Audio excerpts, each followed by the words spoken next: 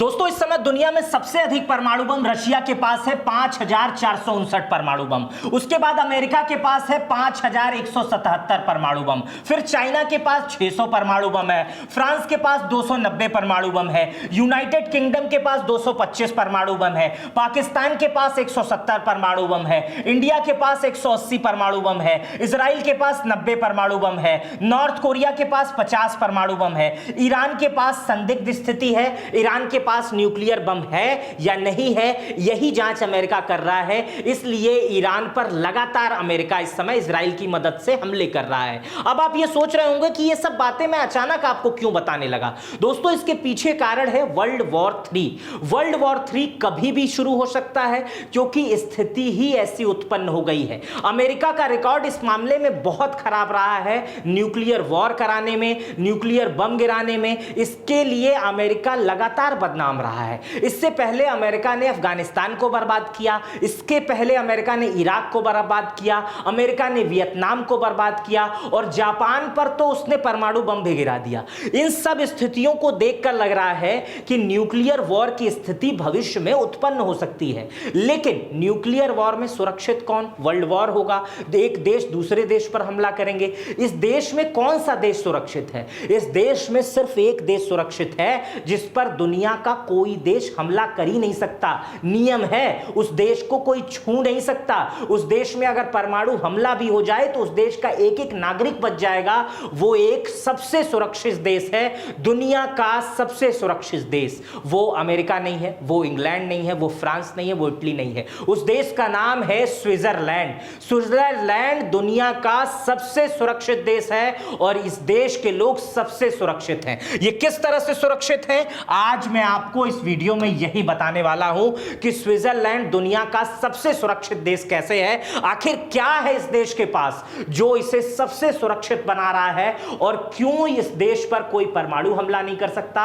अगर हो गया तो इस देश के नागरिक कैसे बच जाएंगे, कौन सी ऐसी दवा, कौन सी ऐसी चीज इसके पास है। दोस्तों वीडियो शुरू करता हूं, कैसे, ये क्या है वो सब बताता हूं। दोस्तों सबसे पहले मैं बता दे रहा हूं कि स्विट्जरलैंड एक न्यूट्रल देश है। न्यूट्रल देश का मतलब यह होता है कि इस देश का किसी देश से कोई मतलब नहीं है। न्यूट्रलिटी क्या होती है वो आगे मैं आपको और डिफाइन करके बताऊंगा। दोस्तों स्विट्जरलैंड यूरोपीय यूनियन का मेंबर भी नहीं है। स्विट्जरलैंड नाटो का मेंबर नहीं है। स्विट्जरलैंड 2000 तक स्विट्जरलैंड यूनाइटेड नेशन भी ज्वाइन नहीं किया था। स्विट्जरलैंड दुनिया के सबसे शांतिप्रिय देशों में से एक है। इसने लगभग 200 वर्षों से किसी से युद्ध किया ही नहीं है। स्विट्जरलैंड कहता है कि हमको किसी देश से कोई मतलब नहीं है। तुम लड़ाई कर रहे हो करो, तुम प्यार कर रहे हो करो, तुम नफरत कर रहे हो करो, हमारे मामले में मत पड़ना। हम ना तुमसे दोस्ती रखेंगे ना तुमसे दुश्मनी रखेंगे। लेकिन ताकतवर देश है स्विट्जरलैंड, दुनिया का 37वां सबसे ताकतवर देश है, 37। ऐसा नहीं है कि दुनिया का बहुत हल्का देश है, गरीब समझ रहे हो इसको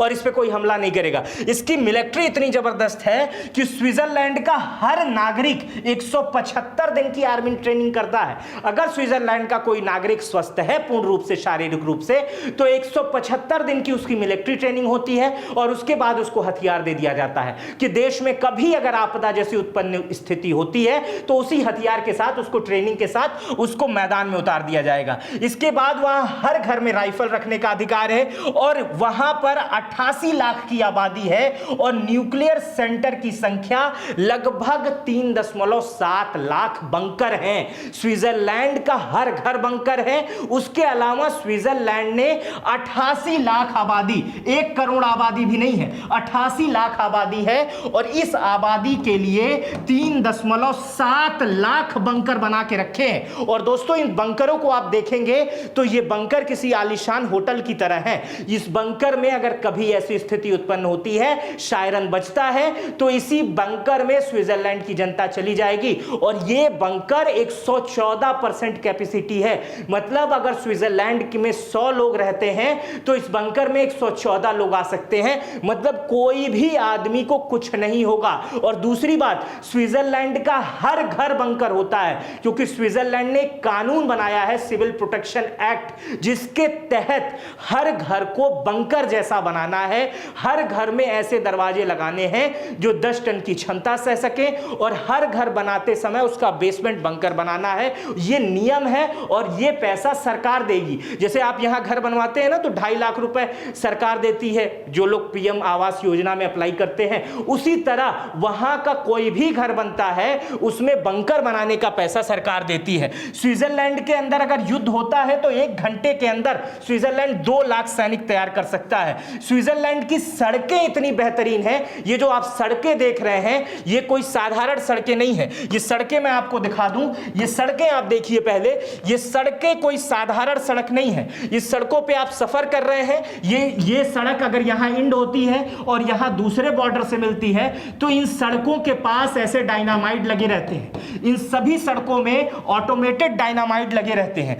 यानी बम लगे रहते हैं। और जब भी ऐसी स्थिति उत्पन्न होती है कि दूसरे देश से, किसी देश से, मान लो इस पहाड़ के उस पार दूसरा देश है और उस देश में युद्ध हो रहा है या उस देश के सैनिक इधर आते हैं, तो स्विट्जरलैंड क्या करता है, यहां बम फोड़ देता है। और जब बम फोड़ देगा तो ये बराबर हो जाएगा, यहां से ना तो कोई टैंक आ पाएगा ना तो कोई गाड़ी आ पाएगी। समझ रहे हैं, वो रास्ते बंद कर देता है। ऐसी सड़कें, वो बम वाली सड़कें बनाता है जिससे स्विट्जरलैंड अपने आप को सेफ किया रहता है। स्विट्जरलैंड के ये बंकर्स देखिए, इस बंकर को आप देख रहे हैं, ये बंकर इस तरह से बनाए गए हैं कि इस बंकर में आप युद्ध की स्थिति में, आपात स्थिति में, किसी भी तरह की स्थिति में आराम से रह सकते हैं। इसमें स्कूल्स बनाए गए हैं, इसमें हॉस्पिटल्स बनाए गए हैं और बाकायदा इसकी मॉक ड्रिल होती रहती है। लेकिन इतना पैसा है कि ये सब करते रहते हैं। और सबसे हैरान करने वाली बात है कि 2 सालों से ये युद्ध ही नहीं लड़ा है, ना तो कोई देश इसको दुश्मन मानता है, ना तो इसको किसी देश से दुश्मनी है,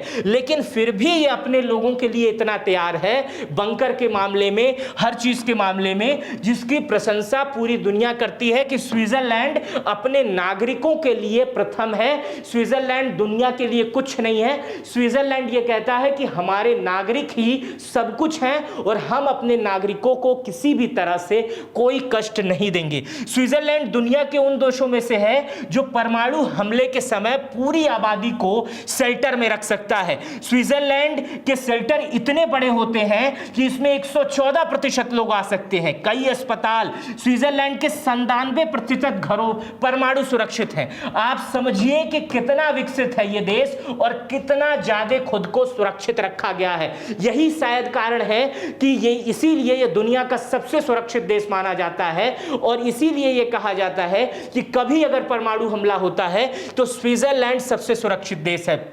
अब मैं शुरुआत में दोस्तों कहा था कि मैं आपको न्यूट्रलिटी बताऊंगा कि क्या है न्यूट्रलिटी। दोस्तों, न्यूट्रलिटी की पॉलिसी का मतलब है किसी दूसरे देश के मामलों में दखल ना देना, अपनी फॉरेन पॉलिसी के तहत दुनिया के किसी भी देश के अंदरूनी या आपसी झगड़ों फसाद में शामिल ना होना। समझ रहे हैं, स्विट्जरलैंड कहता है कि हमको किसी से कोई मतलब नहीं है और आप भी हमसे मतलब न रखिए। आप हमसे व्यापार करना चाहते हैं, आइए, आपका स्वागत है। आप हमारे बैंक में पैसा रखना चाहते हैं, आइए, आपका स्वागत है। और आपको पता होगा, अगर आप जानते होंगे, कुछ भ्रष्टाचारियों को भी जानते होंगे, तो एक स्विस बैंक है जो स्विट्जरलैंड में है। दुनिया के जितने भ्रष्टाचारी हैं, दुनिया में कहीं भी कोई भ्रष्टाचारी है या दुनिया का कोई भी आदमी को ऐसा लगता है कि मेरा पैसा सेफ नहीं है, वो स्विट्जरलैंड में रखा है। इसलिए दुनिया का सबसे अधिक पैसा अलग अलग देश का स्विट्जरलैंड में रखा है, क्योंकि स्विट्जरलैंड के बैंक के कानून ही ऐसे हैं कि वो किसी का पैसा रख लेते हैं। इसलिए स्विट्जरलैंड के पास जब दुनिया का पैसा है तो स्विट्जरलैंड हमला करने से कौन हमला करेगा कि हमारा पैसा वहीं रखा है, हम ही हमला कर दें, इस डर से आधे लोग हमला ही नहीं करते हैं। वह किसी का पक्ष नहीं लेता स्विट्जरलैंड, चाहे फिर लड़ाई में देश फंसा हो या पड़ोसी हो, दोस्त हो।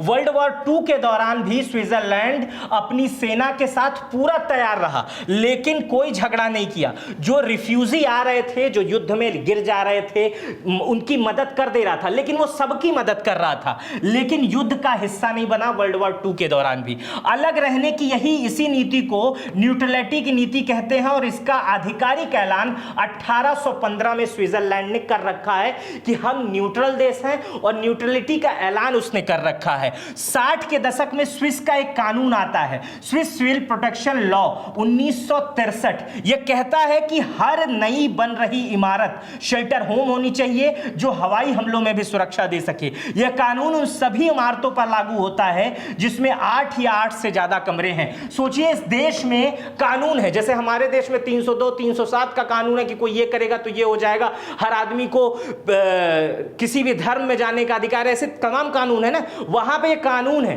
कि भाई अगर घर बना रहे हो 8 कमरे से ज्यादा तो वहां पर बंकर बनाओगे, बंकर का पैसा हम देंगे, कानून बना के रखे हैं। स्विट्जरलैंड के नागरिक सुरक्षा विभाग कहता है कि ज्यादातर लोग ऐसी इमारतों में रहते हैं जिनमें उनके अपने बंकर होते हैं। अगर किसी रिहायशी इमारत में इमरजेंसी शेल्टर नहीं है तो सार्वजनिक सुविधा वहां पर उपलब्ध है। शेल्टर की बराबरी ढांचा प्रति व्यक्ति मीटर से 10 टन का दबाव सहने की क्षमता रखना चाहिए।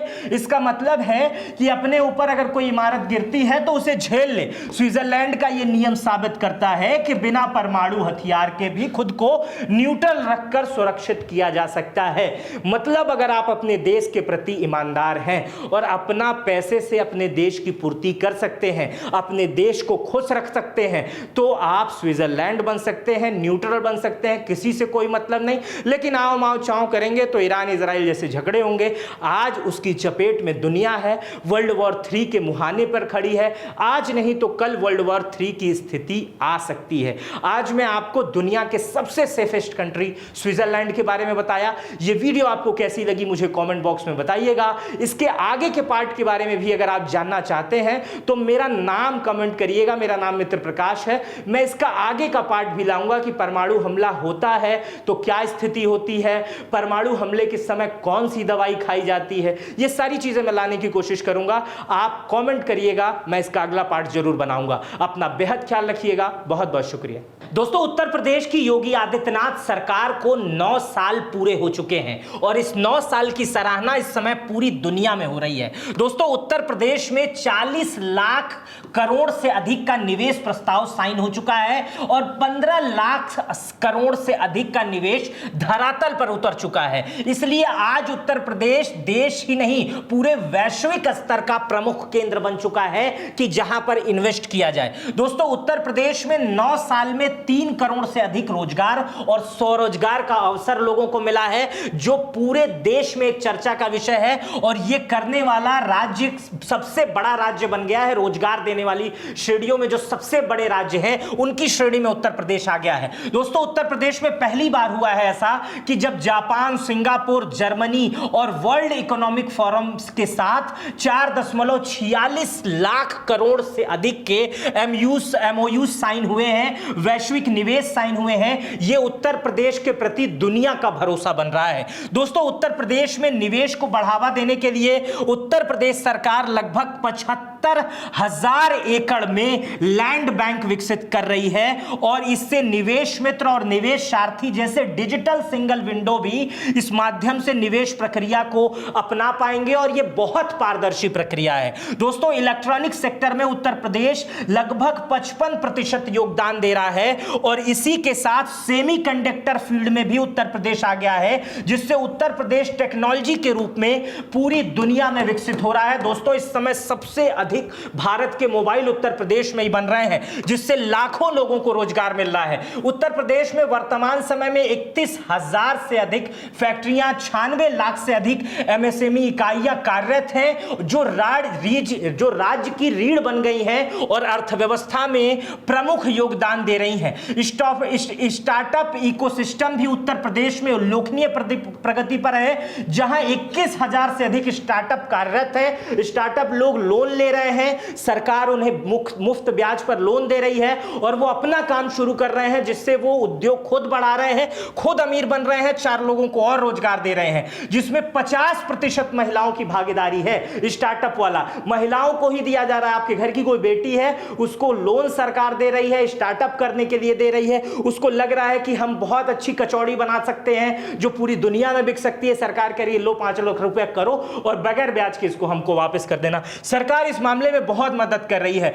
टेक्सटाइल क्षेत्र में भी लखनऊ हरदोई क्षेत्र में मेगा टेक्सटाइल पार्क का निर्माण किया जा रहा है, जिसमें लगभग 3 लाख रोजगार मिलने के अवसर भविष्य में प्रदान किए जाएंगे। और उत्तर प्रदेश में डिफेंस कॉरिडोर बनाया जा रहा है, ये तो आप सुने होंगे। मिसाइलें बन रही हैं, रॉकेट बन रही हैं, ये सारी चीजें आप देख ही रहे होंगे, जिसमें लगभग 197 एमओयू साइन किए गए हैं, जिसमें 34,000 करोड़ से अधिक का निवेश है, जिसमें लगभग 5.2 लाख मतलब लगभग 5,20,000 लोगों को रक्षा के क्षेत्र में नौकरी मिलेगी और देश तो आत्मनिर्भर बनेगा ही, उत्तर प्रदेश भी आत्मनिर्भर बन पाएगा। आप समझ रहे हैं कि उत्तर प्रदेश की योगी सरकार के जो 9 साल हुए हैं उसने उत्तर प्रदेश को खूब रोजगार दिया है, खूब उद्योग दिया है, खूब पैसा दिया है। दोस्तों, इस बात की सूचना तो आपको मिल गई होगी कि जेवर जो एक गांव था अब वो अंतर्राष्ट्रीय हवाई अड्डा बन गया है, दुनिया का सबसे बड़ा हवाई अड्डा बनने की श्रेणी में आ गया है,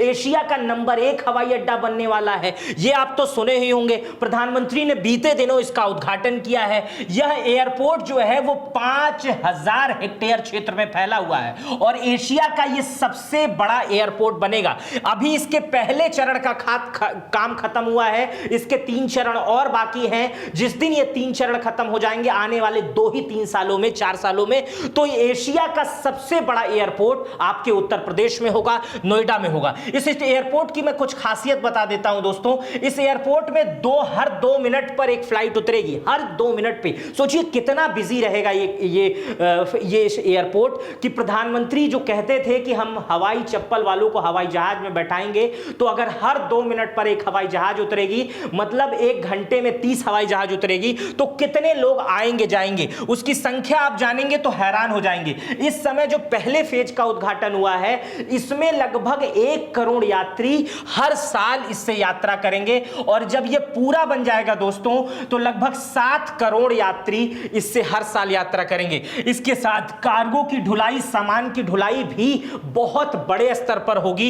इस समय जो कार्गो की ढुलाई हो रही है वो 2.5 लाख मीट्रिक टन की होगी और जब पूरा हो जाएगा तो अनुमान है कि 25 लाख मीट्रिक टन इधर उधर सामान इससे ले जाया जाएगा। ये एयरपोर्ट इतना आधुनिक है कि इसके जो वेयरहाउस है, लॉजिस्टिक पार्क है, मल्टी मॉडल ट्रांसपोर्ट है, इसको विकसित किया जा रहा है, जिससे निर्यात और आयात में बहुत तेजी आएगी। यह परियोजना पूरी तरह से वातावरण के अनुकूल है, जिसमें solar energy, rain water harvesting और कार्बन न्यूट्रल ऑपरेशन का लक्ष्य रखा गया है। मतलब कोई भी, जैसे दुनिया में अमेरिका बनाता है, ऑस्ट्रेलिया बनाता है एयरपोर्ट, वैसा ही एयरपोर्ट है। कोई प्रदूषण नहीं, कुछ नहीं, कोई ऐसी व्यवस्था नहीं जिससे प्रकृति को नुकसान हो। ये सारी चीजों को ध्यान रख के आधुनिक एयरपोर्ट बनाया जा रहा है, जो आने वाले लगभग 100 सालों तक बहुत बेहतर तरीके से कार्य करेगा। इस परियोजना का प्रत्यक्ष और अप्रत्यक्ष रूप से 1 लाख लोगों को रोजगार प्राप्त होगा और जहां पर यह एयरपोर्ट बनेगा उसके बगल इंडस्ट्री लगेगी, वहां पर उद्योग आएगा, व्यापार आएगा, बहुत शहर बसेंगे। सोचिए कितना तेजी से उत्तर प्रदेश बदल रहा है। नोएडा, ग्रेटर नोएडा, यमुना एक्सप्रेसवे, औद्योगिक क्षेत्र मिलकर यह एयरपोर्ट बड़े आर्थिक कॉरिडोर का निर्माण कर रहा है, जो निवेश और उद्योग को आकर्षित करेगा। यह एयरपोर्ट केवल परिवहन का केंद्र नहीं, बल्कि उत्तर प्रदेश की वैश्विक नीति, व्यापार, तकनीकी विकास, एक नए युग में ले जाने वाला राजनीतिक इंफ्रास्ट्रक्चर प्रोजेक्ट है। मतलब समझिए, राजनीति में अगर शक्ति हो, अगर सीएम पद पे एक बेहतरीन आदमी हो, तो ऐसे ही एयरपोर्ट देखने को मिलेंगे, रोजगार देखने को मिलेंगे, बहुत कुछ देखने को मिलेगा। इस जेवर एयरपोर्ट के बारे में आप जानते थे या नहीं जानते थे, मुझे कमेंट करके बताइएगा। मेरा नाम मित्र प्रकाश है। इस वीडियो पर आपकी क्या प्रतिक्रिया है, मुझे कमेंट बॉक्स में बताइएगा। अपना बेहद ख्याल रखिएगा। बहुत बहुत शुक्रिया।